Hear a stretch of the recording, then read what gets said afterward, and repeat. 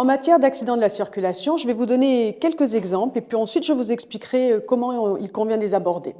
Il s'agissait d'un motard qui roulait dans sa voie de circulation et il arrive en sortie de virage. Il y a un camion qui est garé en plein milieu, qui stationne.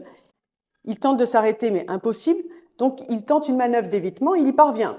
Mais il se retrouve dans la voie de circulation opposée où arrive tranquillement une dame au volant de son véhicule et le choc arrive. Il a été blessé, mais il a pu être indemnisé.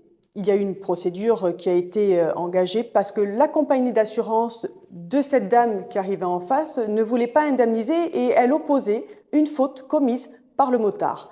Elle indiquait qu'il aurait pu arrêter son véhicule et ne pas entrer en voie de collision avec elle dans sa voie de circulation. Ça n'a pas été retenu par le juge. Le juge a considéré qu'il n'était pas possible dans ce contexte-là d'arrêter sa moto, qu'il était contraint d'effectuer cette manœuvre d'évitement et que donc l'assurance du véhicule qui arrivait en sens inverse n'était pas responsable parce qu'elle avait commis une faute, mais était impliquée dans l'accident et que donc à ce titre, elle se devait d'indemniser le motard des préjudices qu'il avait subis.